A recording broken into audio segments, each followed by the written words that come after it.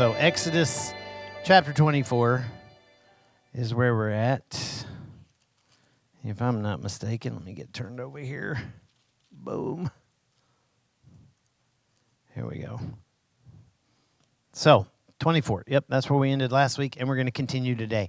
So again, we've been looking at this theme of God in the wilderness. Today, we're going to look at 40 days alone with God. I'm going to tell you the truth up front. This is an incredibly convicting one on me. I have personally been wrestling with this all week as I've been thinking about it on a personal level. And so if you feel any weight from this, realize that I'm feeling it way ahead of you. Promise. So 40 days alone with God. How long, and I've been asking myself this, so I'm asking you, how long could you be alone? Some of you have no problem being alone, maybe even enjoy being alone at times.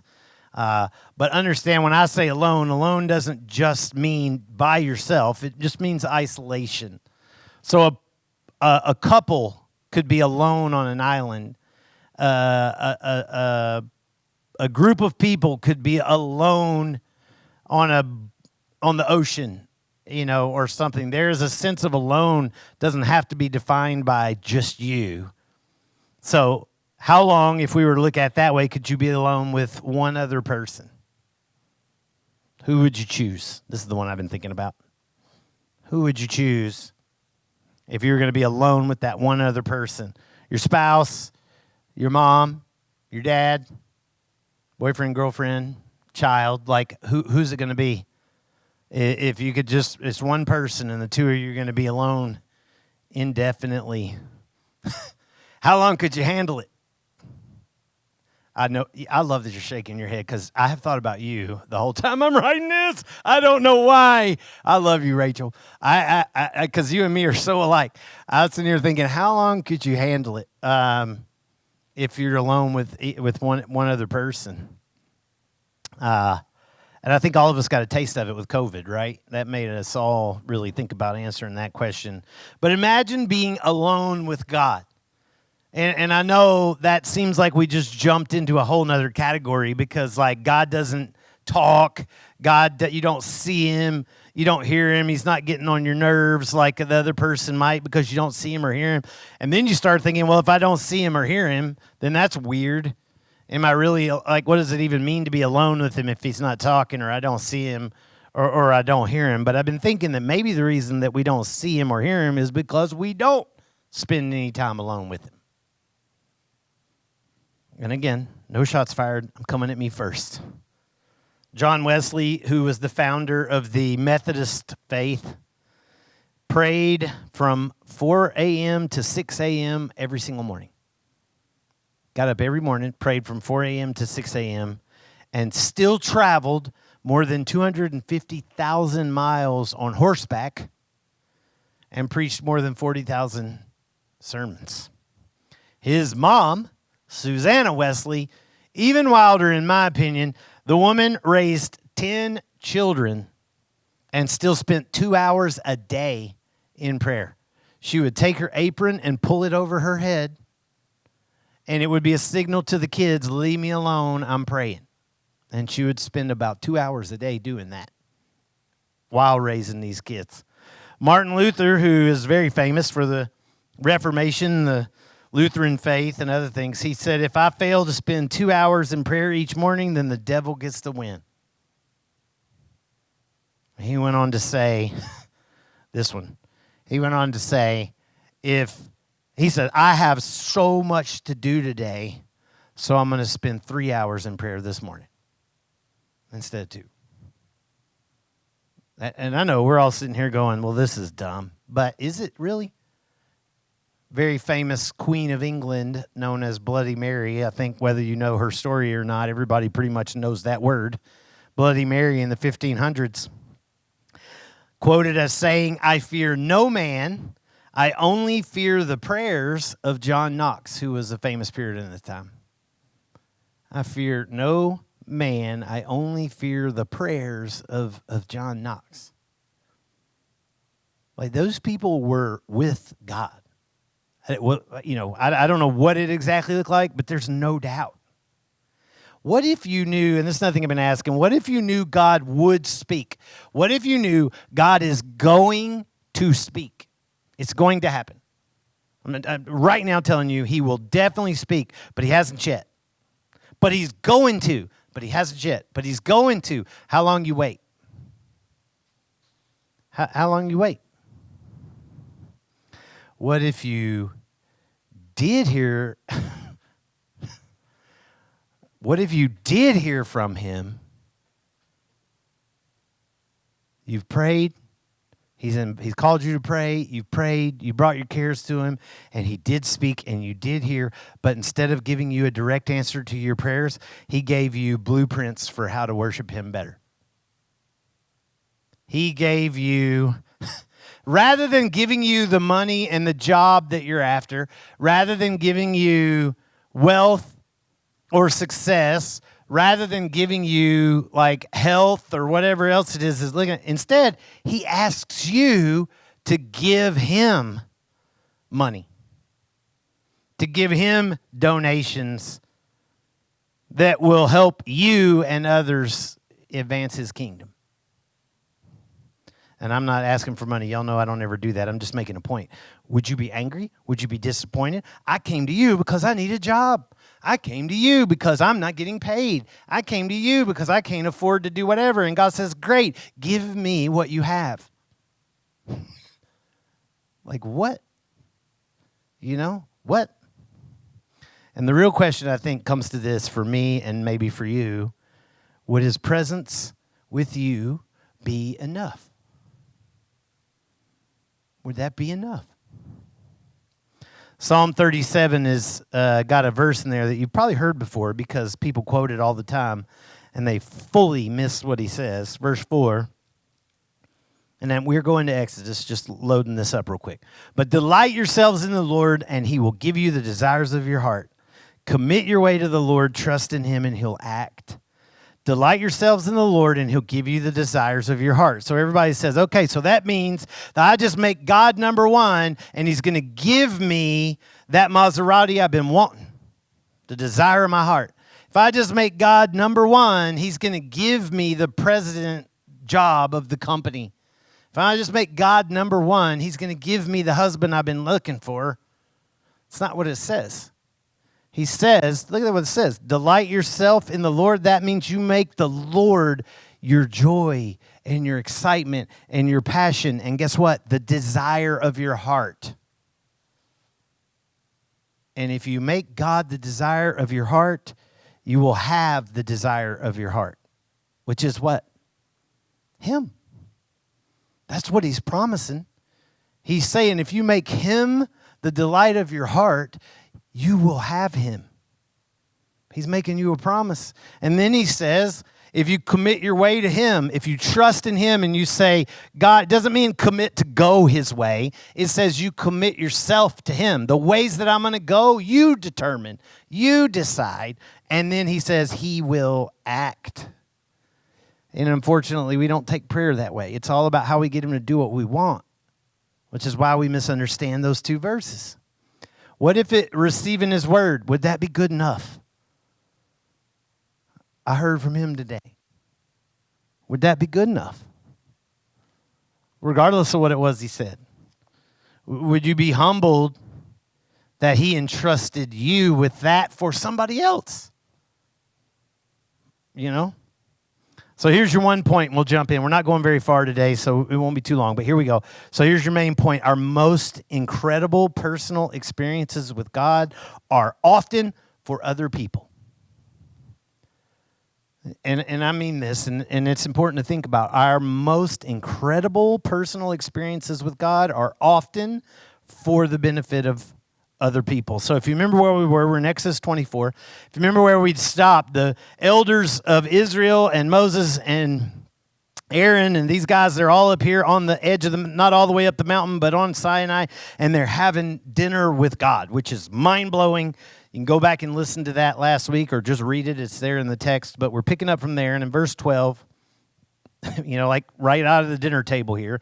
The Lord, proper name there, Lord, proper name, Jehovah, Yahweh, I am, that person, says to Moses, come up to me on the mountain and wait there, that I may give you the tablets of stone with the law and the prophet and the commandment, which I have written for their instruction.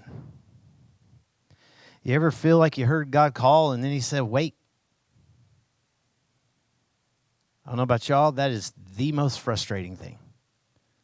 He said, come up here and wait. How about I just wait down here where the food is? He's at the dinner table. I mean, I don't know. But come up here and wait. Wait for what? You're calling. What do you want? That's the way we do everything, right? Your mom calls you, anybody calls you, somebody calls you, you're like, what? What do you need? He says, come on up here and wait. Just wait. How long? Don't say. Just come up here and wait. And he says, I'm going to give you the law and the commandment, and it's going to be for them. What Moses is waiting on here is not just for him, it's for the people. What if the most incredible encounter you have with God is about what you will do for somebody else?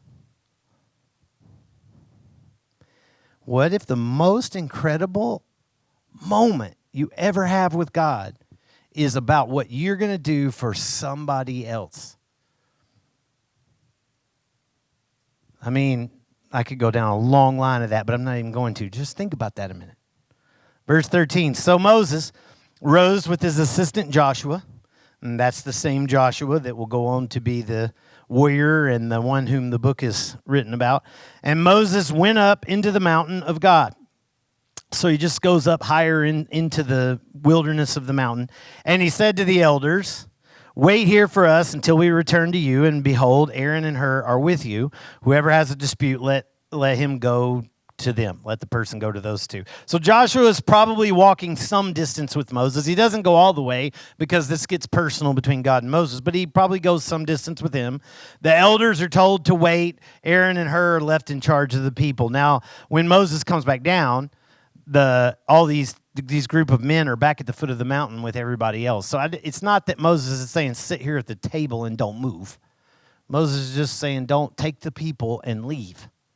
I don't know how long this is going to be, but don't go anywhere. Just stay where you are, and Aaron and Hur can be in charge if anybody's got a problem until I come back.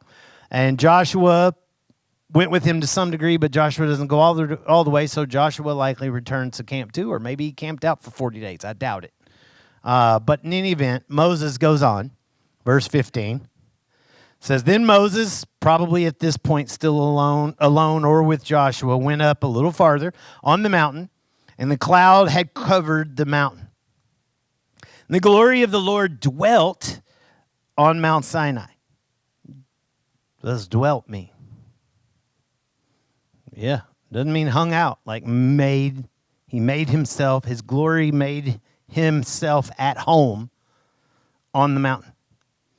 And it's hard to explain how a spirit can be at home. It's hard to explain what that looks like. Did he sit down? Was he on a throne? Was he standing there? What did that look like? It's hard to say. So the Bible will use language like his glory dwelt there. It doesn't mean he's not there, but it means that glorious presence of God is there on the mountain. It says, and the cloud covered it 6 days. So 6 days we're still waiting. On the 7th day, Sabbath day, he called to Moses out of the cloud.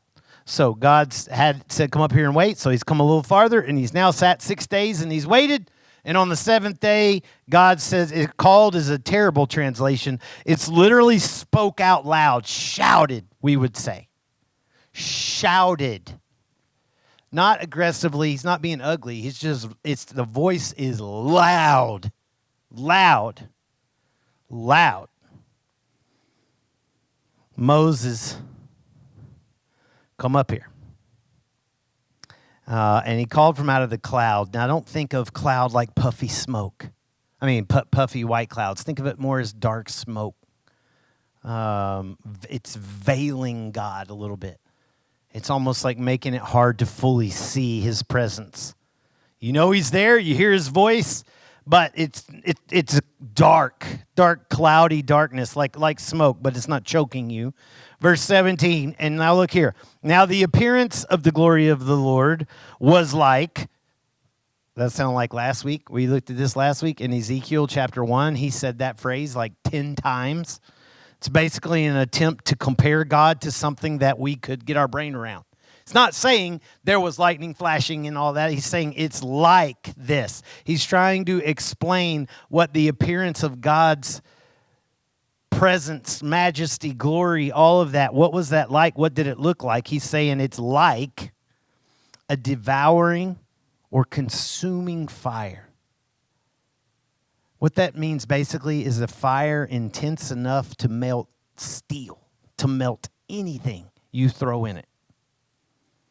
A fire that is intense enough, like the sun. No matter what, you can throw a planet in it and it's going to burn it up. Is the idea that it is a all-consuming, devouring, intense fire. Does that mean it's hot? It's not what he's saying. He's saying it's like that. He's trying to find a way to explain the feeling of it.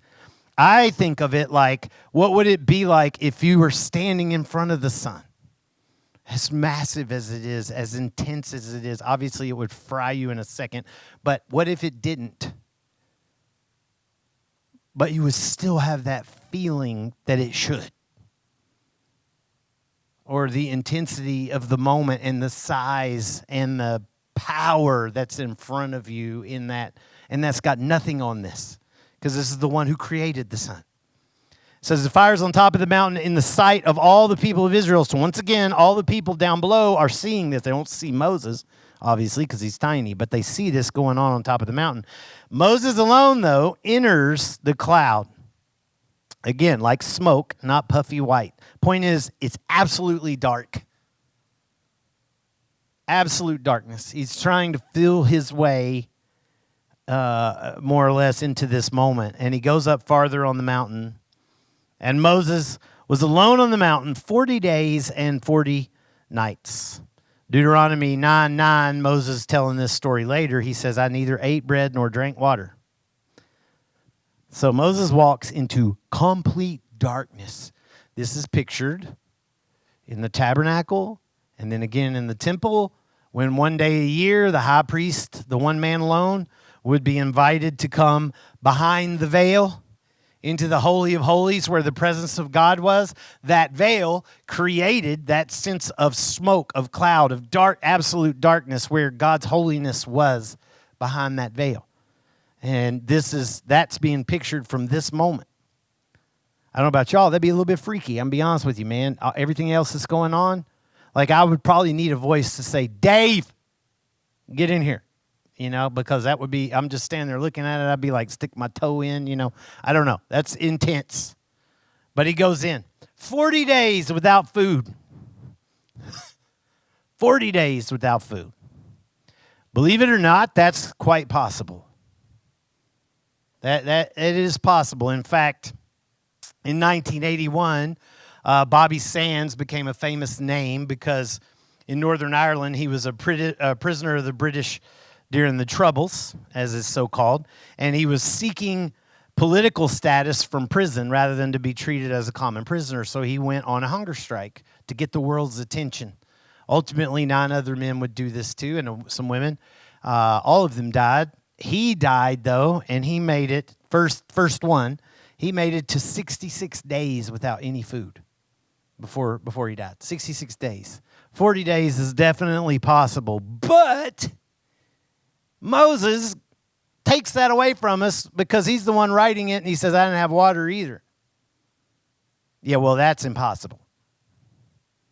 You got 3 days max, on a mountain, dry mountain in the desert. You got less than that. You get it. Go up Piestewa, hang out at the top with no water, and see how long it lasts. It's not happening. Brittany, you can tell us. Go up there all the time. It's not happening. You can't do it. So there's some supernatural act of God here going on. Some kind of miracle, if you want to call it that. Something that honestly, it's not uncommon when you're in the presence of God. Think about Jesus when God's on earth walking around. How many miracles did he do? We have no idea. There are some little sentences in there when he says, and he healed everyone. How many is everyone in that room or in that environment or in that town? Like, how many miracles did these people see in the presence of God? Just walking with Jesus. Like, I'm not making light of it. I'm just saying it was common. It was common for him to do that. Leprosy, gone. Deaf, gone. Blind, gone. Whatever. It was common in his presence for miracles to happen. And maybe the reason we don't see more of them is because we want him to make them happen without interrupting our lives. You had to follow him to see him happen. Moses had to walk into the cloud. You have to go away and be with him. Maybe that's why. Or maybe it's because we bargain for it. That's what we usually do. God, if you will just blank, then I will blank. If you will do this, then I promise I'll do this. Wonder what might happen if we just spent hours with him. Can you imagine if you just spent hours with him? It means you miss a meal. May mean you don't have any water to drink. May mean that, you know what, instead of spending money on these clothes or going out shopping or whatever, I'm gonna post up with the Lord for a while. You know, social media, I'm not going to mess with it. Whatever my future plans are, whatever my current plans are, all on pause. I'm just going to spend time with him. Whatever money or resources I have that I was planning to do that with, I'm going to do it with him. It's going to be his. Let me put that into perspective. Imagine taking your vacation and spending the whole thing with him instead. And that doesn't mean go to the beach and walk out there and talk about how amazing he is, you know, in front of the water. That doesn't count. That's still about you. I'm saying, imagine you got one vacation all year and you take that 1 week and you say it's all yours. It's just you and me. What might happen? What might happen? Why 40 days? That's a common thread. If you recognize it, you probably already know. Israel will later wander in the desert for 40 years. The flood, rains fell for 40 days and 40 nights. Elijah was in the wilderness of Mount Sinai 40 days and 40 nights.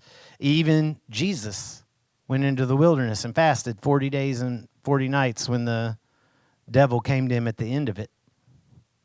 And some numbers in the Bible definitely have deeper connections, like 3 for sure. There's a connectivity between the number 3 and God. That's all through Scripture, in the Trinity being the best example of it. 7, another number that there is a definite connection throughout Scripture of completion, like the full of things. I don't have time to go into all of it. It doesn't matter at the moment. But 40 is also another one, or 4 or 40 in particular, that is definitely repeated.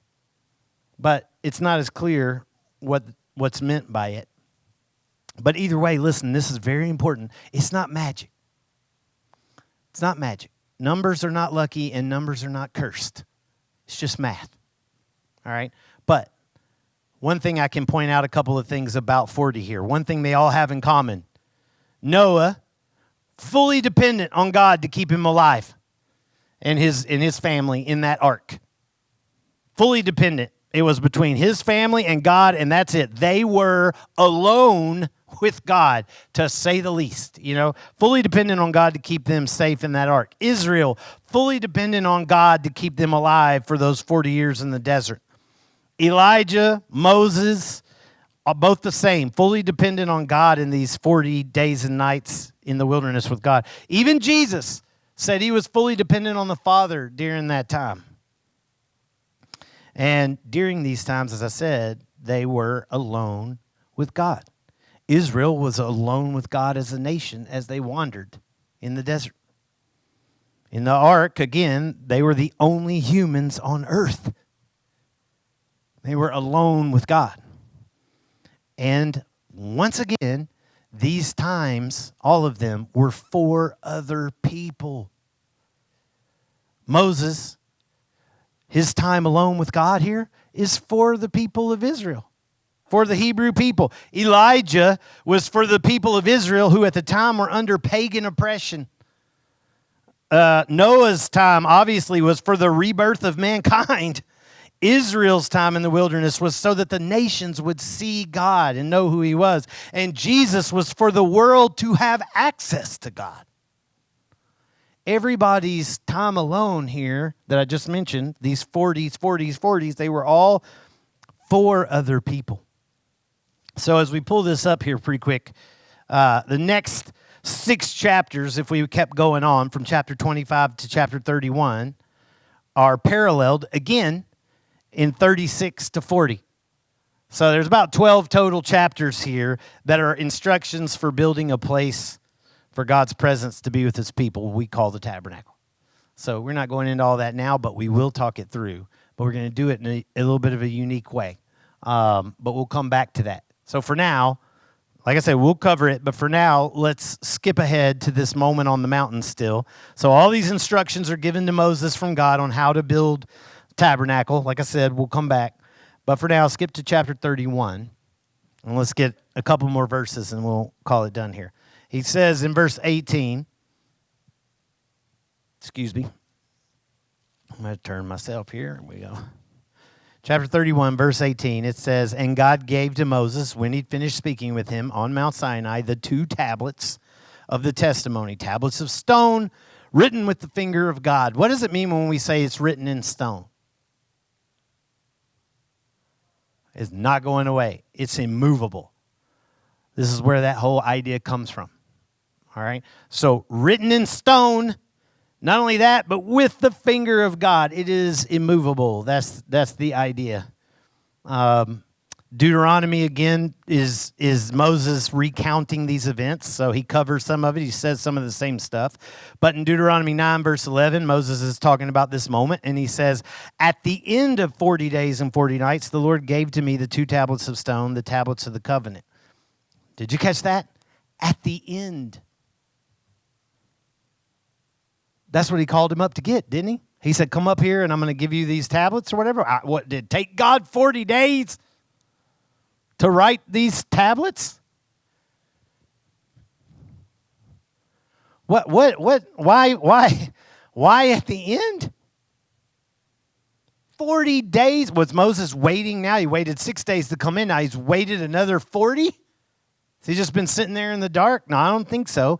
They spent time together. What did they talk about? What did they do? Guess what? That ain't none of your business.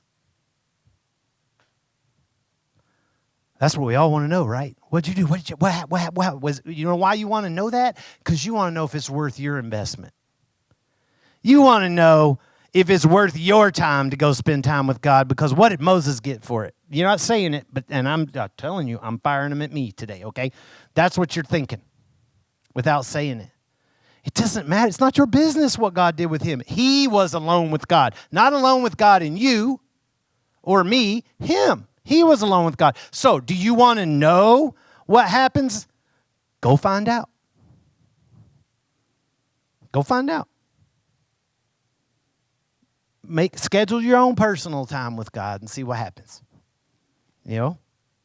But either way, it's at the end when he hands it to him. So what does it mean when it says finger of God? That's a weird thing there.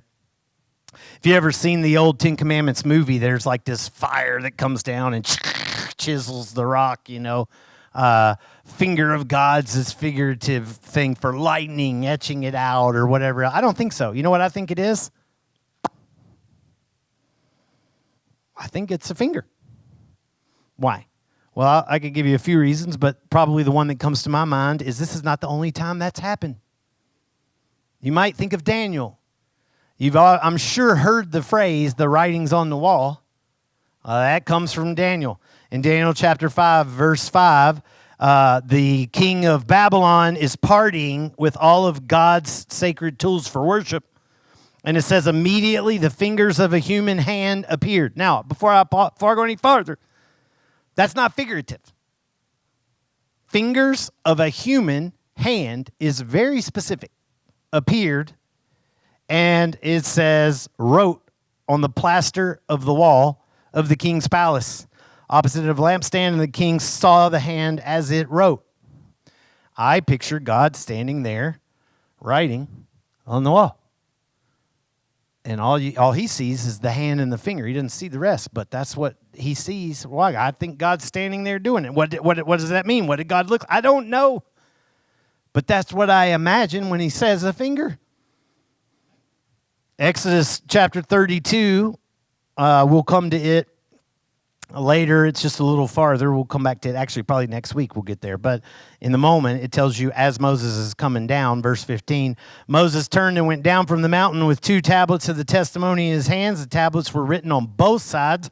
On the front and on the back, they were written, which was common for scrolls to be written on the front and back. I know this is a stone, but either way, that was a common way of doing things. Jeremiah, Ezekiel, Revelation, they all talk about scrolls written on front and back. Verse 16, the tablets were the work of God, and the writing was the writing of God engraved on the tablets. God literally writes it down with his own finger. Why didn't he get a pen? Let's quit being silly. Why didn't he chisel it? Just quit being silly. It's not about that.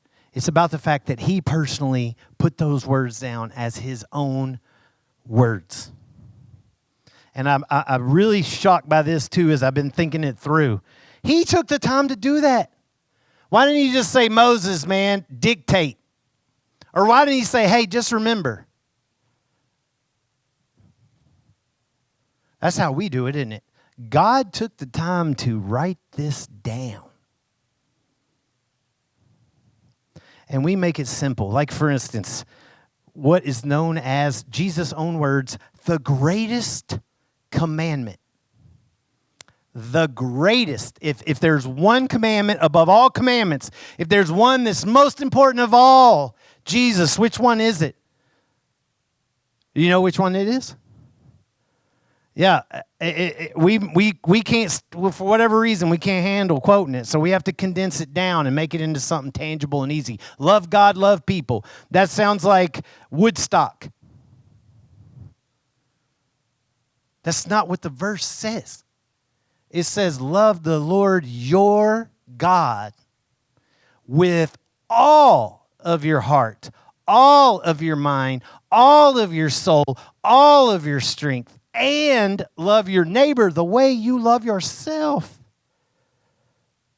No. You just love God, love people. Just remember that. I'm not hating. I'm just making a point that God took the time to write it. God wrote it down, man. He didn't just say, remember it best you can, Moses. He wrote it down. He gave it to him. He used his own hand to write it. And these tablets, it doesn't say, again, we go by movies, we go by all these things. It doesn't say how big they are. They could have been small. They could have been, he says he carried them in his hand. I mean, they could have been the size of this tablet right here. They could have been the size of a cell phone. They could have been bigger. I don't know. It doesn't tell us. But there's no reason to believe they were these giant, round. They could have been square. They were probably thin. They fit inside the ark when they build the ark. So we know they're not too big. And they're written on front and back. Could be because he said he puts the 10 commandments on there, and that's what they're known as, the 10 words. But it also says, he says, and the other commandments. So maybe the 10 are on the front and the rest is on the back. I don't know. Maybe partially half the 10's on the front and the other half's on the back. I don't know. Don't know. But one thought that I tend to agree with, and this is also something you don't commonly see talked about, but I think it's true. I think there were 2 copies. I think that the reason that there are 2 tablets is there's 2 copies. I don't think that it's just half on this one and half on that one. I think there's 2 copies. Why? Because it's a covenant. It's an agreement. Every agreement you make with anybody, there are 2 copies. One that one side keeps and one that the other side keeps. And I think God said, I'm making 2 copies. Copy for you, copy for me. Put them both in the ark where I reside with the people. So, let me wrap this up. And I've been, like I said, convicted by this one myself. I feel like maybe it's time to devote a little more to prayer. Maybe it's time to devote a little more to being alone with God. That one's the worst one for me. Maybe that's like a trip to the desert. For how long? I don't know. 30 minutes, an hour, a day? I don't know. Maybe that's a trip, to Canyon Lake or Apache Lake or something. I don't know. Maybe that's a journey on South Mountain. I know it's hot. I know you're saying all these things, Wiley. You know how hot it is. I know all that. I know. But if he can keep Moses alive without water or food, I don't think he's going to strike you dead because you chose to go be alone with him, if that's why you're going. I'm not pushing you to do it. I'm just saying. Maybe it's the Salt River. Go sit in the water. I don't know. But to identify a place to say, I'm going to go just be alone with him. What if you're not demanding anything from him? Would that still be worth your time?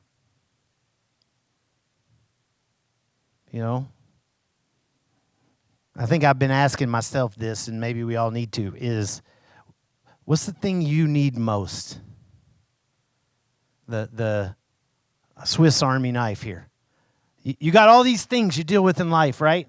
You got all these things that come at you, whether it's suffering or failure or mistakes that you make or poor decisions that are coming back to bite you, or it's pain you're suffering, or you got battles that are coming and going, or you got things you're afraid of.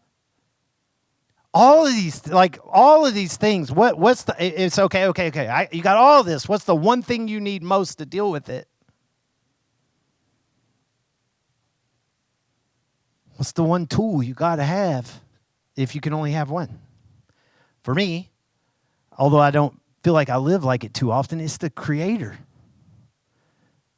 It's the one who created me and the one who created the world that's bringing all this at me. The one who designed it all can work above it all. He can do miracles beyond it all because he created it all. He can defy the very laws of nature that he put in place that I am bound to. And if I have him, that's enough. Should be. For me, it's not just the Creator, it's the same person, but it's the one who loves me. Unconditional, unmovable, steadfast love. And he showed it because he personally submitted himself to all of those horrors I just listed to you. Every one of them. And that's how I know I can trust him when I come face him. Because though he was above them, though he has the power to push them away or do anything he wants, though he can do miracles, all this stuff, he embraced that same battle, all of those same struggles, all of those fights, even death. And so I know if I trust him, not only is he able to do miracles, but he can walk me through it. If going through it's the way it's going to happen. So I think the important thing then must be spending time with him. Must be. You know what I'm saying? I really feel like that's something we all need to think about and maybe start making a move towards doing. And I'm going to present some challenges for us in the next coming weeks to do that. And you'll hear what I mean. I'll talk about it next week. But challenges for me, but for us as a church too, to try to embrace opportunities and push ourselves to make margins of time to be alone with him. So stand with me. I'm going to pray on that. Here's your closing thought, which I've said several times already, but it's, can you be alone with God and be satisfied with that alone? Play on words, I know, but every once in a while I get creative. So Let's stand and let's pray. Lord, I just thank you for your word again. I thank you for this moment with Moses, that it happened. This is not a fairy tale. There were witnesses, millions of witnesses to these events. There are so many ways in which this could have been easily discredited and disappeared. But instead, it not only has it carried on, but it has been preserved for thousands of years in order to verify to us even today that you are who you say you are and that you love us.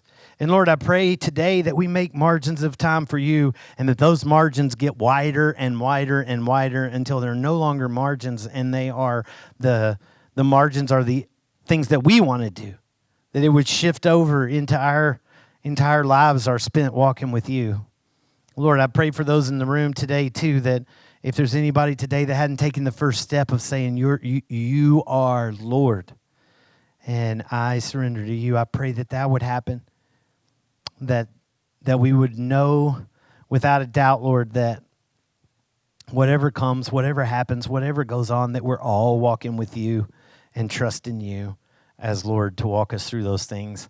Thank you again for this word, Lord, and this challenge. I say that in a very personal way as well. We love you, and I say it in Jesus' name. Amen.